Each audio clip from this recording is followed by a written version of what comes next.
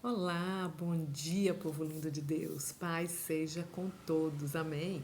Agora iniciamos mais um Gotículas de Fé e ao mesmo que esse vídeo encontre em paz, segurança, tranquilidade, confiança no Senhor. Mais uma vez, nós estamos atrasados no vídeo, né? Na realidade, essa semana foi uma semana muito atípica. Eu creio que para você também uma semana véspera de Natal, uma semana muito corrida.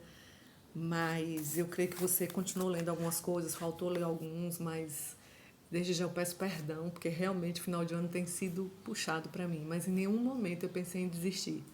Atrasa um pouco, mas em nenhum momento pensei em desistir. É isso que eu quero dizer, em nenhum momento desista.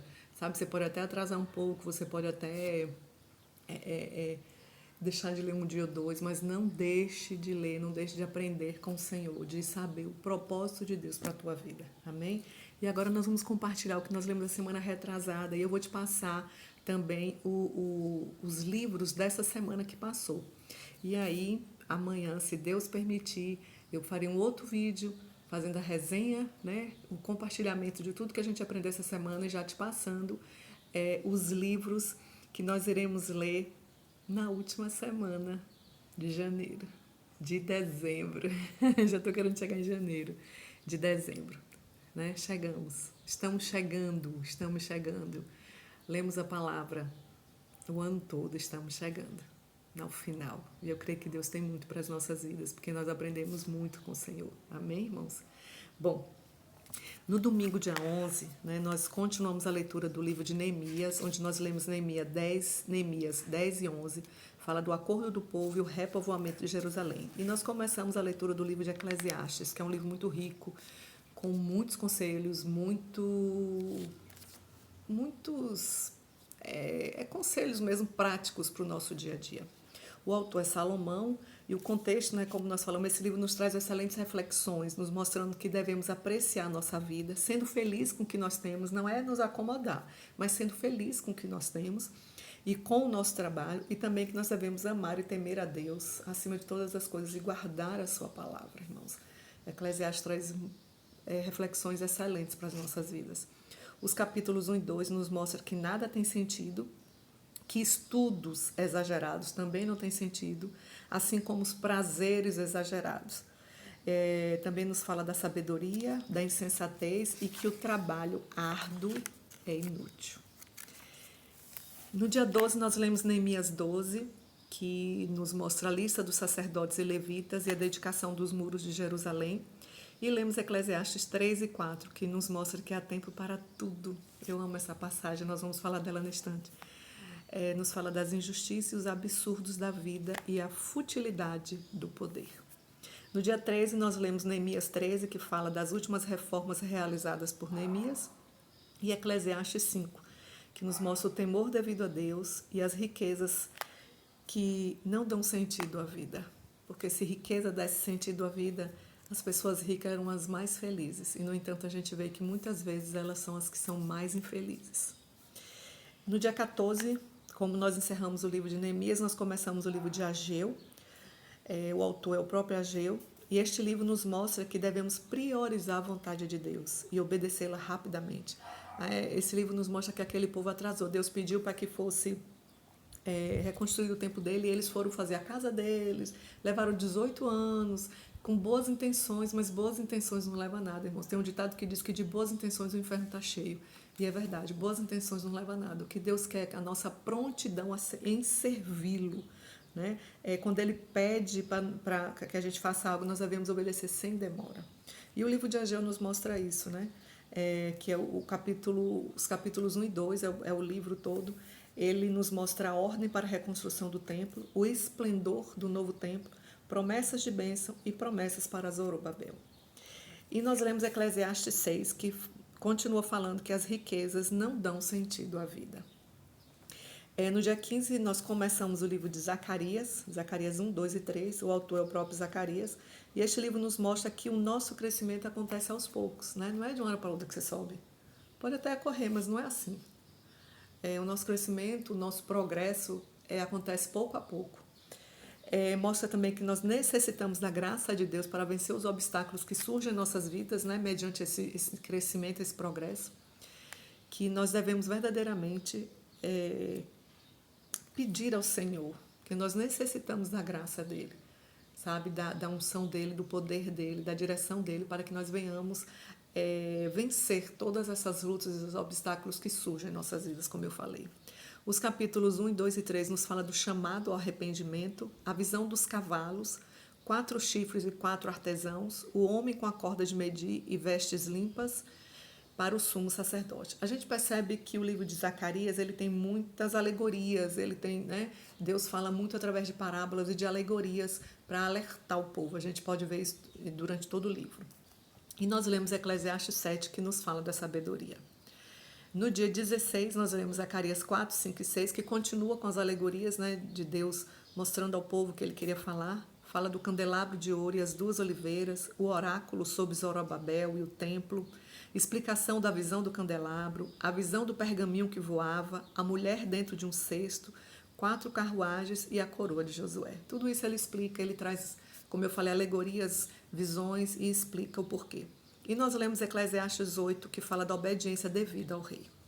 No dia 17, que foi, no caso, a última leitura dessa semana, que nós estamos falando, nós lemos Zacarias 7 e 8, que fala da justiça e misericórdia ao invés de jejuns, e a bênção do Senhor para Jerusalém. E nós lemos Eclesiastes 9, que nos mostra o destino de todos e o valor da sabedoria. Irmãos, foram livros bem ricos, nós podemos aprender muito com eles. E eu separei algum trechinho, como a gente sempre faz, pouca coisa. Um dos trechos que me chamou a atenção está exatamente em Eclesiastes, quando ele fala que há tempo para tudo. Está no capítulo 3, eu acho lindo, quando ele fala: para tudo há uma ocasião certa, há um tempo certo para cada propósito debaixo do céu. Tempo de nascer e tempo de morrer, tempo de plantar e tempo de arrancar o que se plantou, tempo de matar e tempo de curar, tempo de derrubar e tempo de construir, tempo de chorar e tempo de rir, tempo de prantear e tempo de dançar, tempo de espalhar pedras e tempo de ajuntá-las, tempo de abraçar e tempo de se conter, tempo de procurar e tempo de desistir, tempo de guardar e tempo de jogar fora, tempo de rasgar e tempo de costurar, tempo de calar e tempo de falar, tempo de amar e tempo de odiar, tempo de lutar e tempo de viver em paz. Há tempo para tudo debaixo, para cada propósito debaixo do céu, que a palavra fala. E realmente, se você está vivendo um tempo de chorar, um tempo de, de prantear, um tempo de morrer, eu quero lhe dizer que também há tempo de nascer, também há tempo de plantar, tempo também de abraçar, tempo também de rir, tempo de alegria. Há tempo para tudo, irmãos. A gente não vive só de alegria, só nos montes, como eu falo, e também a gente não vive só nos vales, que são os tempos de tristeza. Nós vivemos entre vales e montes, entre vales e montes, entre vales e montes, até que o Senhor venha para nos buscar. E aí sim, nós iremos viver só nos montes, só de alegria, de cura, de felicidade, sem sofrimento, sem ansiedade, sem nada disso que não provém do Senhor. Amém, irmãos? Outra coisa que me chamou a atenção também está em Eclesiastes. Meu Deus, eu acho que eu iria ler uma boa parte do livro de Eclesiastes para poder falar, que fala assim, no capítulo 7, o bom nome é melhor do que um perfume finíssimo.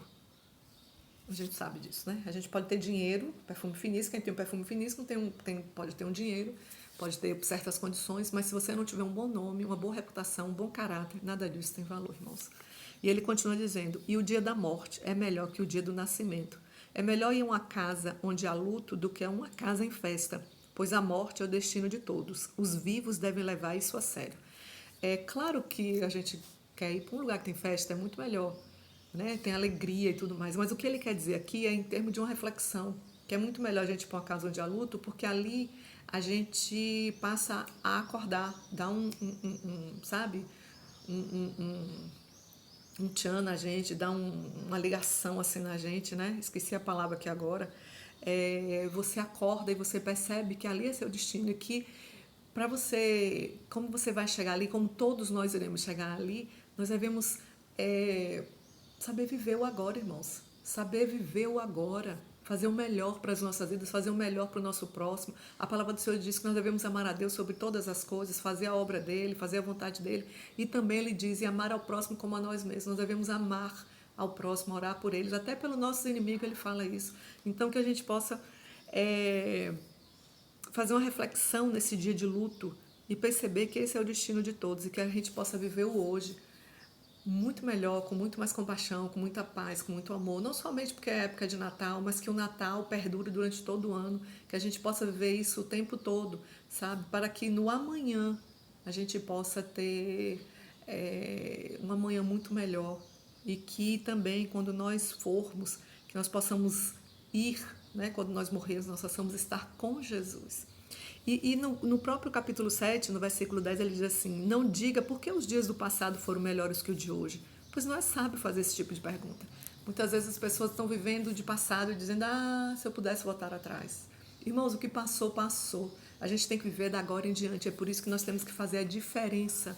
Por isso que eu falei aqui, nós temos que fazer a diferença. Semeie hoje amor, paz, compaixão, para que amanhã você possa colher tudo isso. Então, assim, para que amanhã você possa dizer: hoje está melhor do que ontem. Sabe, por mais que ontem tenha sido bom, mas ontem foi ontem, a gente tem que viver o hoje, plantar o hoje, para que o amanhã seja melhor do que o ontem. E a gente possa dizer: eu creio no meu futuro, porque no meu futuro está o meu Deus, e eu creio que será melhor do que o ontem. Amém, irmãos?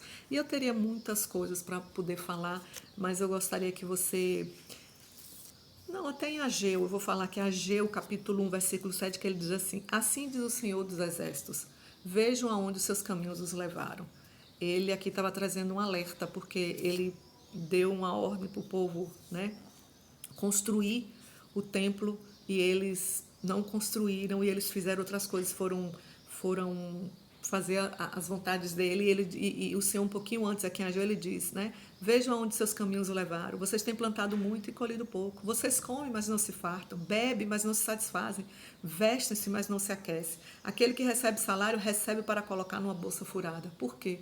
Porque não está fazendo a vontade de Deus, porque está fazendo a própria vontade, a vontade da própria carne. E quando nós fazemos isso, quando nós lutamos com o nosso braço, quando nós não procuramos saber o que é que Deus quer para as nossas vidas, a gente vive dessa forma. Então, aqui fica de um alerta. Até onde o teu caminho tem te levado? Para a vida ou para a morte? Para a bênção ou para a maldição? Que isso fique de alerta para você, irmãos. E agora eu gostaria que você pegasse lápis e caneta e anotasse o que nós... o dessa semana que passou. Se você leu, ótimo. Se você não leu, aperta um pouquinho o tempo e vamos ler. Amém? Começando de domingo, dia 18, né? Continuando a leitura de Zacarias 9:10 e Eclesiastes 10. No dia 19, segunda, Zacarias 11:12, Eclesiastes 11:12. Na terça, dia 20, Zacarias 13 e 14. E aí começamos a leitura de Apocalipse 1, o livro de muitas revelações. Na quarta, dia 21, nós terminamos Zacarias e começamos a leitura em Malaquias, todo o livro de Malaquias, 1, 2, 3 e 4. E Apocalipse 2 e 3. Na quinta, dia 22, como acabou o livro de Malaquias, começamos o livro de Esther 1, 2 e 3 e Apocalipse 4 e 5. Na sexta, Esther 4 e Apocalipse 6 e 7. E hoje, sábado, Esther 5 e 6 e Apocalipse 8 e 9. Como eu falei, eu peço perdão, mas eu peço assim, continue a leitura. Eu sei que é uma semana cheia, mas quando você tiver um tempinho, vai colocando a leitura em ordem. Amém, irmãos? E agora eu quero orar por você. Se você puder, feche seus olhos. Se não puder, leve seu pensamento ao trono da graça do Pai e vamos falar com o nosso Deus. Senhor, meu Deus, amado, grandioso, eterno, maravilhoso, Pai, nós entramos nesta hora na Tua presença para Te agradecer, porque é benese. Até aqui o Senhor tem nos sustentado, o Senhor tem nos ajudado, o Senhor tem nos ensinado. Eu Te sou grata por isso, Senhor. Eu Te sou grata por isso, porque verdadeiramente o Senhor é conosco. Deus, nós podemos aprender muito nessas leituras e podemos aprender, Senhor, que devemos sempre estar fazendo reflexões da nossa vida, viver o presente, plantando o melhor para que amanhã nós também possamos colher o melhor. Ninguém vai colher maçã se plantar uva, então nós temos que plantar amor, paz, unidade, união, compreensão, para que possamos receber tudo isso. Eu Te louvo e Te agradeço, Senhor Jesus, por tudo e Te peço, continue conosco, nos dando uma semana abençoada, em nome de Jesus. Amém. Eu sou a pastora Semile da IFAC, Igreja da Família Aliançada em Cristo, e se Deus assim permitir, em breve nós estaremos juntos para mais um Gotículas de Fé. Amém.